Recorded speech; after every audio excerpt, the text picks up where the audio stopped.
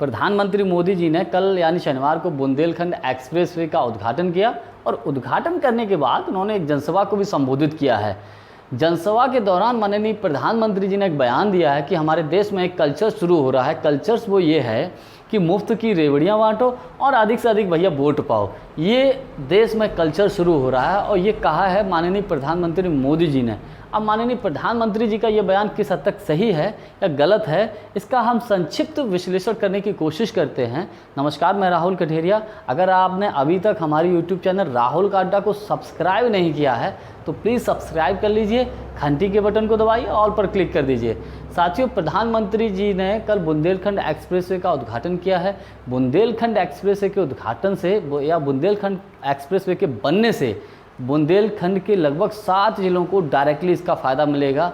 वो लोग जो गांव देहात क्षेत्र में रहते थे और शहरों में जाने के लिए उनको बहुत बड़ी समस्याओं का सामना करना पड़ता था, सड़कें बेहतर नहीं थी, कहीं भी जाएं तो बड़ी दिक्कतें होती थी, तो बुंदेलखंड एक्सप्रेस बनने से बहुत लाभ मिलेगा। बुंदेलखंड के 7 ज़िले ही नहीं बल्कि मध्य प्रदेश के सीमावर्ती जो क्षेत्र हैं उन ज़िलों को भी काफ़ी लाभ मिलेगा। बुंदेलखंड एक्सप्रेसवे के किनारे ये भी कहा गया है लगभग 7 लाख पौधे लगाए जाएंगे और इस एक्सप्रेसवे की जो खर्चा आया है वो 14,850 करोड़ रुपए इस एक्सप्रेसवे में खर्चा आया है। इस एक्सप्रेसवे की जो लंबाई है 296 किलोमीटर इस एक्सप्रेसवे की लंबाई है। यानी कि बेहतर बात है, अच्छी बात है। अगर कोई विकास का काम होता है तो तारीफ़ भी करनी चाहिए, चाहे वो कोई भी हो।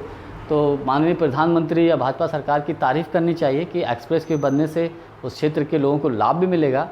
लेकिन प्रधानमंत्री जी का हम जो बयान आया उसका थोड़ा विश्लेषण करते हैं। प्रधानमंत्री जी ने कहा है कि मुफ्त की रेवड़ियाँ मत बांटिए, लेकिन मैं एक आपको जानकारी दूं, 2021 में एक आरटीआई एक्टिविस्ट थे, उन्होंने एक आरटीआई डाली थी आरबीआई को, और आरबीआई से उन्होंने जानकारी ये पाई थी कि 2014 से लेकर 2021 तक माननीय मोदी जी की सरकार में हमारे देश के बड़े बड़े उद्योगपतियों का 11 लाख करोड़ रुपया जो है राइट ऑफ किया गया था, यानी कि माफ़ कर दिया गया था 11 लाख करोड़।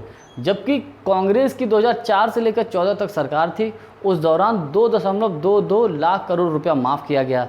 यानी कि कांग्रेस की सरकार से 5 गुना ज़्यादा प्रधानमंत्री मोदी जी ने बड़े बड़े उद्योगपतियों का पैसा माफ़ किया था। अब समझने वाली बात यह है, प्रधानमंत्री मोदी जी ने कहा है कि मुफ्त की रेवड़ियाँ मत बांटो। आखिर ये मुफ्त की रेवड़ियाँ हैं क्या?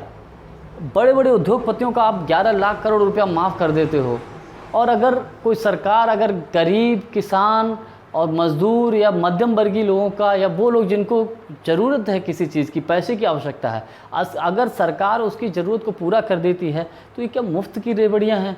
मुझे नहीं लगता कि ये मुफ्त की रेवड़ियाँ हैं। मुफ्त की रेवड़ियाँ ये हैं कि बड़े बड़े उद्योगपतियों को आप पैसा बैंकों की तरफ से लोन दिला दो और फिर बाद में वो पैसा रिकवर भी मत कराओ।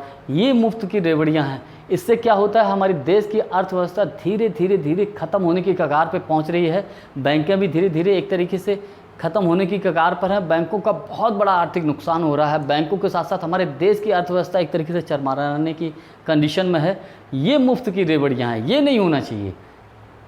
जिन चीज़ों से देश की अर्थव्यवस्था पर बड़ा असर करता है, नकारात्मक असर पड़ता है, उन चीज़ों को रोक देना चाहिए। विशेषकर लोन, ऐसा नहीं कि लोन माफ़ नहीं किए, आज से पहले किसी सरकार में लोन में माफ़ नहीं हुए, बहुत पहले भी लोन माफ़ हुए हैं।